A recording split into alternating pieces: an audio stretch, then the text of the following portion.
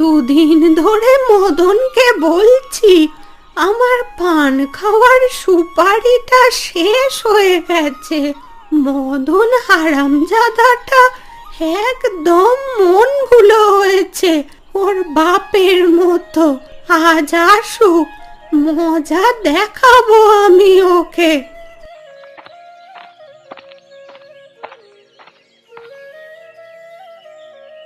কি ব্যাপার খুড়ি, তোমাকে না ডাক্তারবাবু কতবার করে পান খেতে মানা করে গেছেন, আবারও তুমি পানের ডালি নিয়ে বসেছো?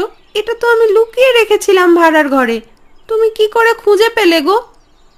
তোরা কি ভেবেছিস এভাবে পানের ডালি লুকিয়ে রেখে আমার পান খাওয়া বন্ধ করে ফেলবি? এই গয়ার চোখ ফাঁকি দেওয়া এত সোজা না।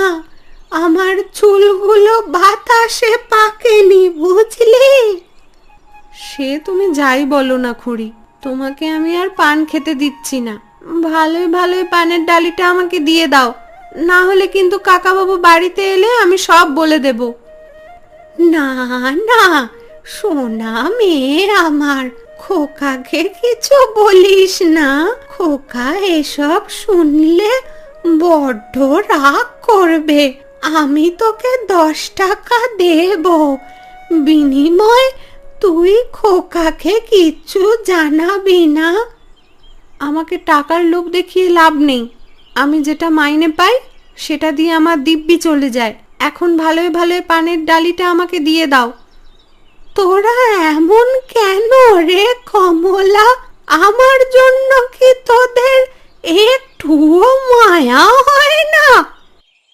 মায়া হয় বলেই তো তোমার স্বাস্থ্যের দিকে এত নজর রাখি। আজ এই পানের ডালি আমি এমন জায়গায় নিয়ে গিয়ে রাখবো যে তুমি আর খুঁজেই পাবে না। আমার কথাটা শোন কমলা, পানগুলো নিয়ে যাস না এখান থেকে। যে কটা পান আছে খেয়ে শেষ করি, তারপরে না হয় ডালিটা উঠে নিয়ে গিয়ে রাখিস। না না খুড়ি, তোমার কোনো মিষ্টি কথায় মন ভোলাতে পারবে না আমায়। এখন আমার সাথে চলো, তোমাকে খেতে দিই। কোথায় খেতে দিবি আমায়? কোথায় আবার? ঘরে।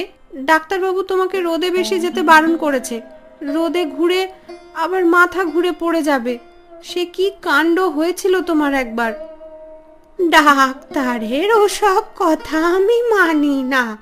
এত বছর ধরে আমি যেখানে খেয়ে এসেছি সেখানেই আমি খাবো। ওই জমিতে গিয়ে বসে খাবার খেয়ে কি পাও তুমি? সেখানে অনেক স্মৃতি আছে রে কমলা, ও তুই বুঝবি না।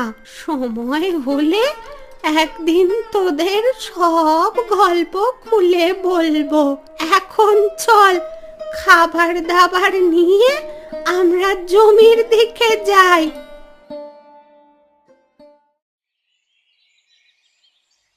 কি রে কমলা, পাশের বাড়ির জবারা তো কেউ এলো না এখনো।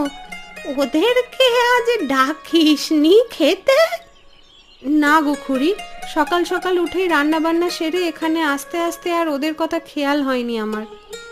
বিমলাকেও তো ডাকতে পারতিস, বেচারি ছেলের বউয়ের অত্যাচারে দুঃখের কথা এসে আমাকে বলে। বেচারির জন্য বড্ড মায়া হয় আমার। লোকের জন্য অত মায়া দেখাতে হবে না তোমায়। তোমার কিছু হলে কজনে আসবে তোমায় মায়া দেখাতে? সে কেউ এলো বা না এলো তা নিয়ে আমি এত ভাবি না। যারা আমাকে মন থেকে ভালোবাসবে তারা ঠিকই আমার বিপদের দিনে এগিয়ে আসবে। মদনদাকে সেই কখন হাটে পাঠিয়েছি বাজার করে আনার জন্য, এখনো তো ফেরার নাম নেই দেখছি। মদনকে একবার পোস্টমাস্টারের বাড়িতে ঢু মেরে আসতে বলিস তো। খোকা তো অনেক দিন হয়ে গেছে গেল, কোনো চিঠিও দেয় না। সে তোমায় বলতে হবে না খুড়িমা, তোমার বলার আগেই আমি মদনদাকে বলে রেখেছি। সপ্তাহে একবার যেন পোস্টমাস্টারের বাড়িতে যায়। আমার নাতনিটা কতদিন হয়ে গেল গ্রামের বাড়িতে আসে না। এই বর্ষা বাদলার সময় কি আর শহরে থাকলে মন ভালো থাকে? ঝড় বৃষ্টির দিনে আনন্দ তো এই গ্রামেই পাওয়া যায়। ওরা শহরের মানুষ, ওদের হয়তো গ্রামে এসে ভালো লাগে না, তাই আসে না। আমার তো গ্রাম ছেড়ে কোথাও যেতে ভালোই লাগে না। তা তুই ঠিকই বলেছিস রে কমলা। খোকা কতবার করে আমাকে শহরের বাড়িতে নিয়ে যেতে চাইছিল, কিন্তু আমার মন সায় দিল না যেতে। আকাশে অনেক মেঘ করেছে গো খুড়িমা, মনে হয় ঝড় বৃষ্টি নামবে। তাড়াতাড়ি খেয়ে চলো, বাড়ির দিকে যাই। হ্যাঁ হ্যাঁ, খাওয়া শুরু কর।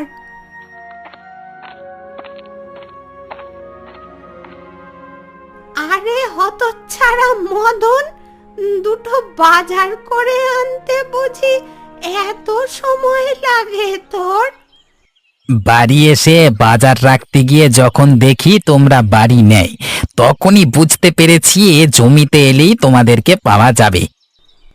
এটা তো আমার পুরনো অভ্যেস, ভালো করেই জানিস। তা তোর হাতে ওটা কি রে মদন? চিঠির মতো কি যেন দেখাচ্ছে ওটা। তুমি ঠিকই ধরেছ গো গিন্নিমা, আমার হাতে এটা চিঠি দাদাবাবু শহর থেকে পাঠিয়েছে। তোমার শরীর কেমন আছে সেটা জানতে চেয়েছে। আচ্ছা, চিঠিটা এখানে রেখে আমাদের সাথে আগে খেতে বস। খাওয়া শেষ হলে চিঠি পড়ে উত্তর দেব খন। ঠিক আছে গিন্নিমা, ঠিক আছে।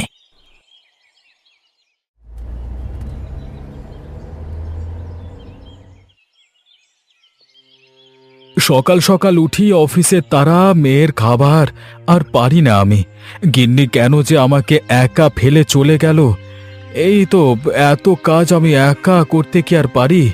ননিমা, আরে ও ননি, খেতে আয় দেখি।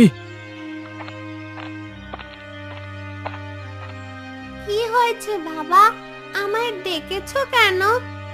সকালের খাবার খাবি না নাকি? খেয়েই তো আবার স্কুলে যেতে হবে। ওদিকে বাইরে দেখলাম আকাশে অনেক মেঘ করেছে। আমি খাবো না বাবা, আমার খিদে নেই। এমন কথা বললে কি হয় মা? তাড়াতাড়ি খেয়ে যে আবার তোকে স্কুলে যেতে হবে, আমাকে আবার অফিসে যেতে হবে। বললাম তো আমি খাবো না। আর আজ আমার স্কুল কিসে? স্কুল কিসের মানে? স্কুলে যাবি না নাকি তুই? হ্যাঁ, তুমি ভুলে গেছো বাবা, কালই আমাদের স্কুলে বর্ষার ছুটি দিয়েছে। ওহো, আমি তো ভুলেই গেছিলাম রে মা। আসলে এত কাজের চাপে কিছু মনে ছিল না। তাহলে কি খাবার রেখে যাব তোর জন্য টেবিলে? তুই পরে খেয়ে নিস মা। না, আমি কিচ্ছুটি খাবো না। ননি, জেদ করে না মা, বাবাকে তো অফিসে যেতে হবে। এখন জেদ করলে হয় বল মা? আমার ননিমা তো বড় হয়ে গেছে। বর্ষার ছুটিতে সবাই তাদের দাদু বাড়িতে যাবে, শুধু আমি যেতে পারবো না। তোমার অফিসের জন্য আমি কোথাও দুদিন বেড়াতে যেতে পারি না। কতদিন হয়ে গেল ঠাকুমাকে দেখি না। আমারও তো মন চায় রে মা, দুদিন গিয়ে গ্রাম থেকে ঘুরে আসি। কিন্তু কি করব বল, অফিসের কাজের চাপে আর কিছু হয়ে ওঠে না। তুমি তো সারা দিন অফিসে থাকবে, আমি একা একা বাড়িতে কি করব শুনি? আমি কিন্তু খাবো না, আমার খেতে ভালো লাগছে না এখন। আচ্ছা ঠিক আছে, রাগ করে না মা আমার। পরশু তো আমার অফিস ছুটির দিন, ওই দিন তোকে মায়ের কাছে রেখে আসবো গিয়ে। আর বর্ষার ছুটি শেষ হবার আগেই আবার নিয়ে আসবো তোকে। সত্যি বাবা, আমায় তুমি ঠাকুমার কাছে রেখে আসবে? হ্যাঁ রে মা, রেখে আসবো। এখন তো দুটো কিছু মুখে দে, আজকে অফিস শেষ করে চিঠি লিখে তো ঠাকুমার কাছে পাঠিয়ে দেব। ঠিক আছে, তাহলে আমি এখন খেয়ে নিচ্ছি বাবা। এই তো আমার লক্ষ্মী মেয়ে, দুপুরের খাবার রেখে দিয়েছি, স্নান সেরে খাবার খেয়ে নিস মা। ঠিক আছে বাবা।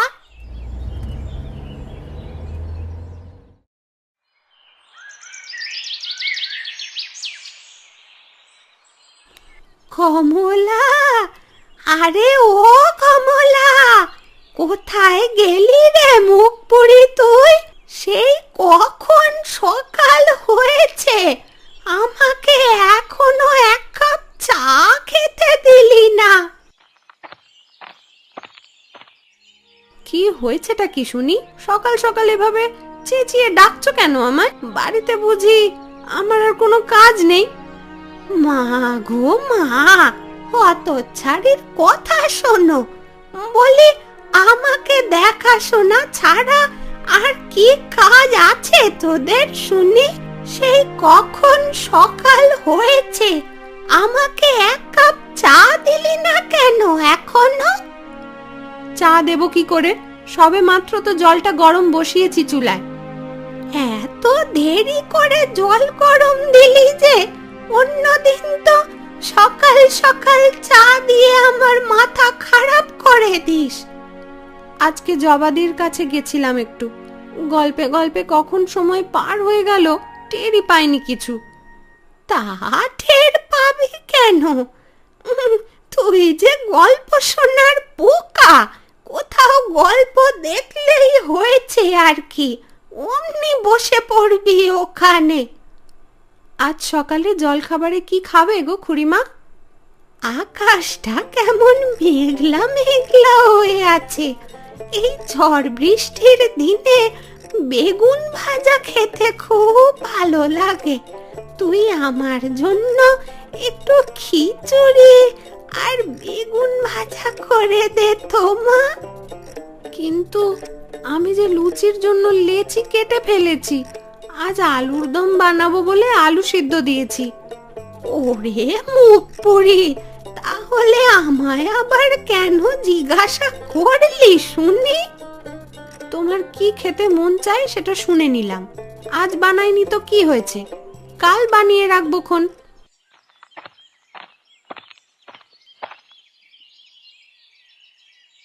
গিন্নিমা, ও গিন্নিমা, দাদা বাবু যে শহর থেকে আজকে আবার একখানা চিঠি পাঠিয়েছে। তাই নাকি? তা চিঠিখানা দে আমায়, পড়ে দেখি কি লিখেছে। কি লিখেছে কাকা বাবু? ওরে তাড়াতাড়ি সকল কিছুর জোগাড় যন্তর করে রাখ, আমার খোকা আর আমার ননি দিদি ভাই আসবে আগামীকাল। তাই নাকি? তাহলে তো খুব ভালো হবে, এ বাড়িতে আবার প্রাণ ফিরে পাবে। তুই যা মদন, বাজারে গিয়ে বড় সড়ো দেখে মাছ নিয়ে আসবি। মাছ, মাংস, পোলাও, কালিয়া, কোনো কিছুর যেন কম না থাকে। ঠিক আছে গিন্নিমা, আমি এক্ষুনি বাজারে যাচ্ছি।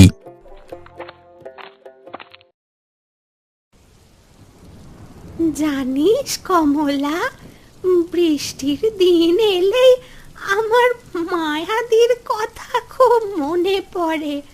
দিদি আমাকে অনেক কিছু শিখিয়ে গেছে। দিদি ছিল বলেই এতটা পথ পাড়ি দিতে পেরেছি আমি। আজ সবই আছে, শুধু দিদি নেই। কি করবে বলো খুড়ি, মানুষ তো আর চিরকাল বেঁচে থাকে না, একদিন তোমাকে আমাকেও এই দুনিয়া ছেড়ে চলে যেতে হবে। মৃত্যু এক চিরন্তন সত্য রে, এই সত্যকে কেউ কখনোই খণ্ডাতে পারেনি। তবে আজ দিদি বেঁচে থাকলে অনেক খুশি হতো। হ্যাঁ, তা হতো হয়তো। বাইরে ঝুম বৃষ্টি নেমেছে, খোকারা কত দূর এলো কে জানে, এতক্ষণে তো চলে আসার কথা। হয়তো বৃষ্টির জন্য কাকাবাবুরা স্টেশনে আটকে গেছে। মদনকে তো গরুর গাড়ি নিয়ে পাঠালাম ওদেরকে আনার জন্য। বৃষ্টি হলেও তো গরুর গাড়িতে করে চলে আসার কথা এতক্ষণে। রান্না বান্না কি কি করেছিস রে কমলা?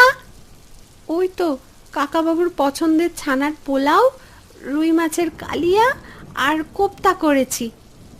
সে কি, পোলাও, কোরমা, মাংস এগুলো কিছু রান্না করিসনি?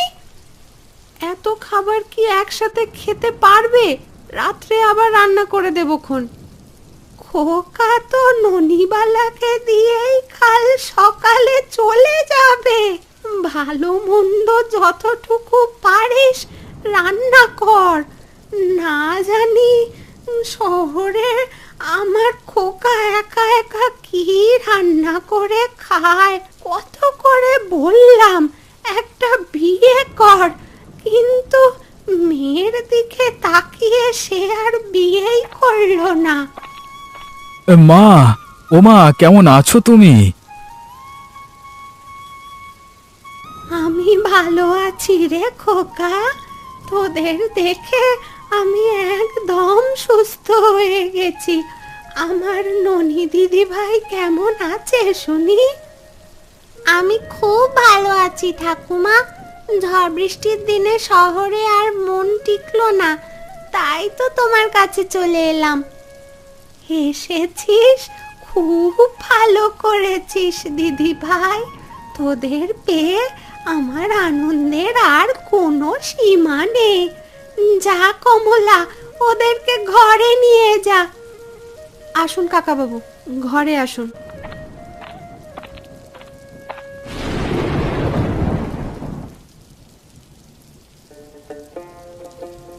আজকের আবহাওয়াটা বেশ ভালো লাগছে, তাই না খুড়ি? বাইরে ঝড় বাতাসের পরিবেশ, আর আমরা এখানে খেতে বসেছি। রোজ রোজ জমিতে এসে খেতে আমার ভালো লাগে না। এই খাবার দাবার কষ্ট করে বয়ে আনা দায় ভালো লাগে না। দেয় কটা খাবার বয়ে জমিতে নিয়ে আসবি, তাতে নাকি আবার কষ্ট হয়? বলি, আমি ছোট থাকতে রোজ রোজ জমিতে খাবার নিয়ে আসতাম বাবার জন্য। কিন্তু রোজ রোজ এই জমিতে কেন খাবার খেতে হবে বুঝলাম না ঠাকুমা। কি কারণে তুমি এই জমিতে এসে ভোজের কাজ সারো? সেটা জানতে হলে তোদের যেতে হবে আমার ছোটবেলায়। আমার যে এক পুরনো ইতিহাস আছে, যার সাথে জড়িয়ে আছে আমার মায়া দিদি। এই মায়া দিদিটা আবার কে? মায়া দিদি ছিল আমার বড় বোন। আমার বাবার 2 মেয়ে ছিলাম আমরা। এই জমিতে আমার বাবা আর বড় বোনের স্মৃতি বয়ে বেড়াচ্ছে। কি স্মৃতি সেটা আমাদের বলো দেখি। শোন তাহলে।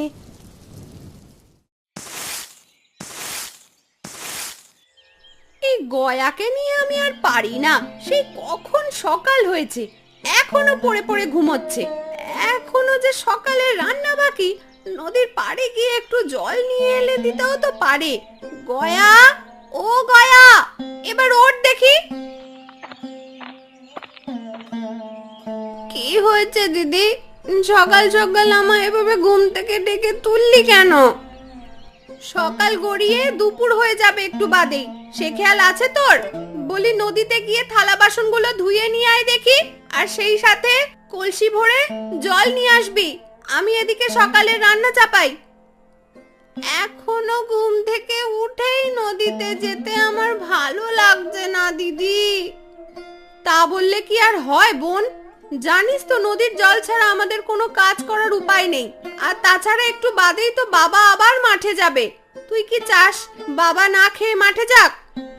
না না দিদি, আমি চাই না আমার কাজের অবহেলার জন্য বাবা না খেয়ে মাঠে চলে যাক। এই তো লক্ষ্মী বোন আমার। এখন যা, রান্নাঘর থেকে থালা বাসনগুলো আর কলসিটা নিয়ে নদীতে চলে যা। ঠিক আছে দিদি, আমি এক্ষুনি যাচ্ছি।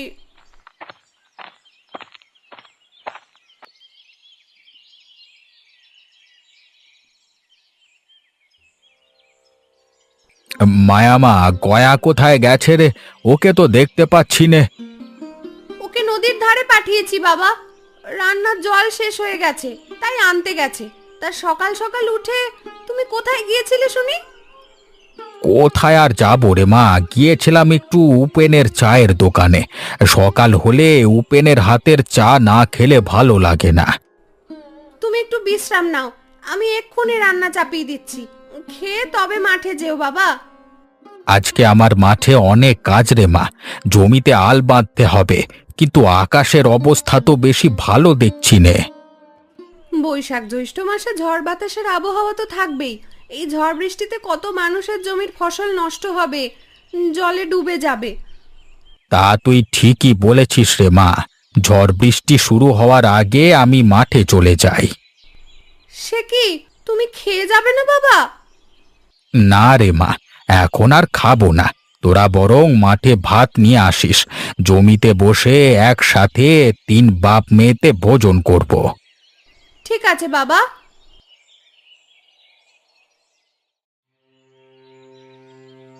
হ্যাঁ গো কানুদা, আজকে আকাশটা কেমন মেঘ করেছে দেখেছো?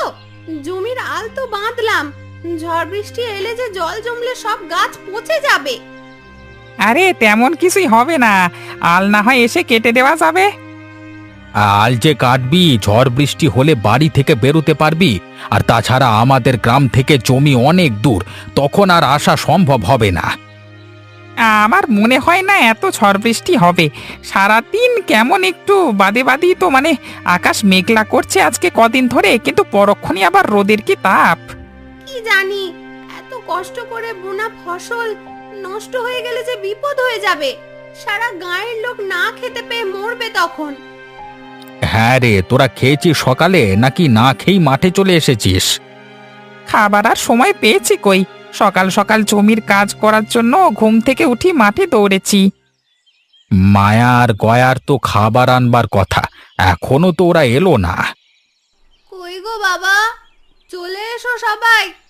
সবার জন্য খাবার নিয়ে এসেছি, একসাথে ভোজন করব জমিতেই। আসছি রে মা, তোরা বস। কানু চল খেতে যাই, আয় রমা। হ্যাঁ হ্যাঁ, তাই চলো দাদা।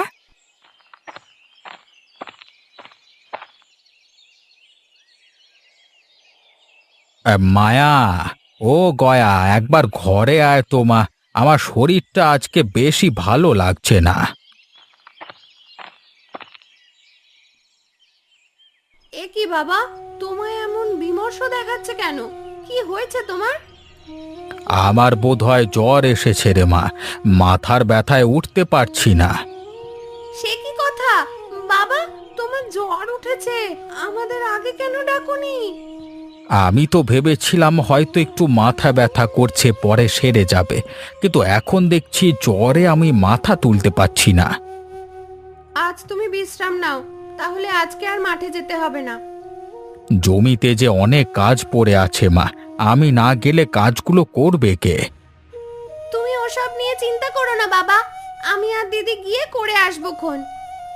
না না, তা হয় না মা, তোরা মেয়ে মানুষ, তার উপর এই শক্ত কাজ তোরা করতে পারবি না। তুমি এত কিছু ভেবো না বাবা, আমি আর দিদি ঠিক করতে পারবো। ঝড় বৃষ্টির সময় আমার বড্ড চিন্তা হচ্ছে তোদের জন্য।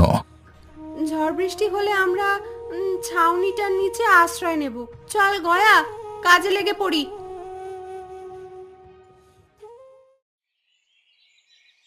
আজকে তো রমা পিসি, কানু কাকা কেউ এলো না রে দিদি। ওরা কি আর আজকে আসবে না? কি জানি, হয়তো আসবে না। ওদের জমির কাজ তো শেষ হয়ে গেছে, তাই বোধহয় আজ আর আসেনি। আমার খুব খিদে পেয়েছে দিদি, চল আমরা ভোজের কাজটা সেরে নি। দুপুর তো হয়ে গেছে। আকাশে মেঘ দেখে বুঝতেই পারিনি কখন দুপুর হয়ে গেছে। চল চল চল বোন, খেতে বসি।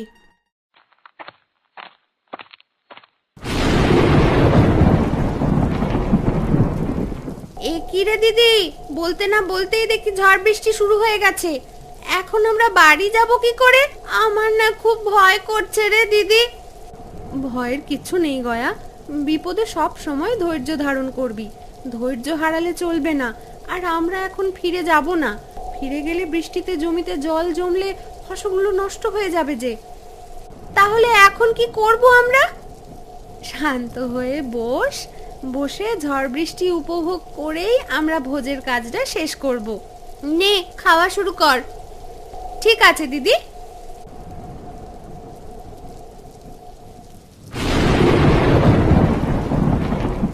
অনেকক্ষণ ধরেই তো ঝড় বৃষ্টি শুরু হয়েছে, কিন্তু এখনো তো লক্ষণ ভালো দেখছি না রে গয়া।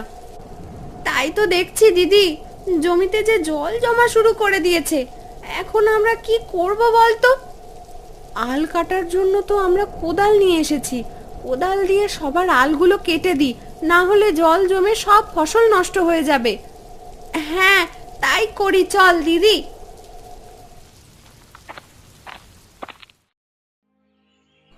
যাক দিদি, ভালোই ভালো সব জমির ফসল বাঁচাতে পেরেছি, না হলে জল জমে সব নষ্ট হয়ে যেত।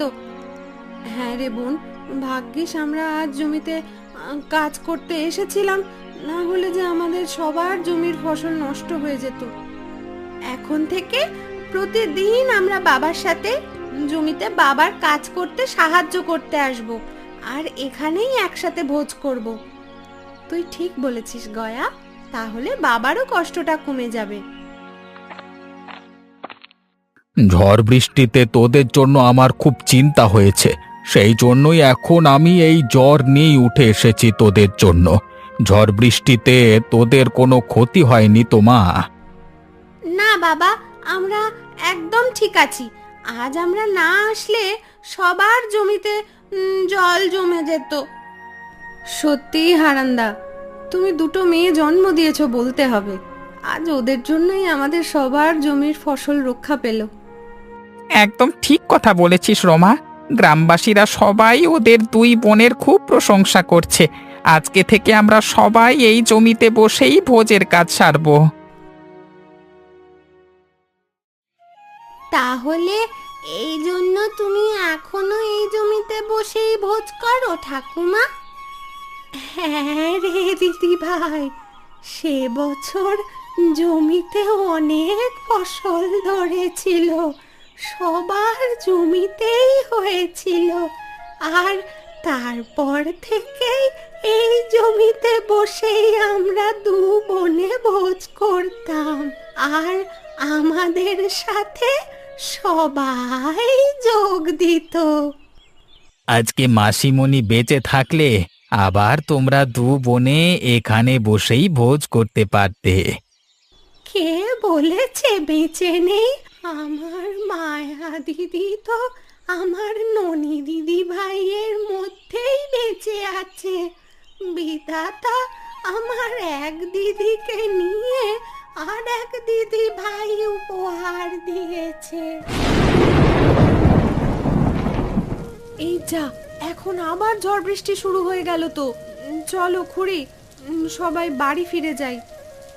না না, আমরা বাড়ি যাব না, শান্ত হয়ে ঝড় বৃষ্টি দেখব, আর ঝড় বৃষ্টির মধ্যে এখানে আমাদের ভোজের কাজ সারবো।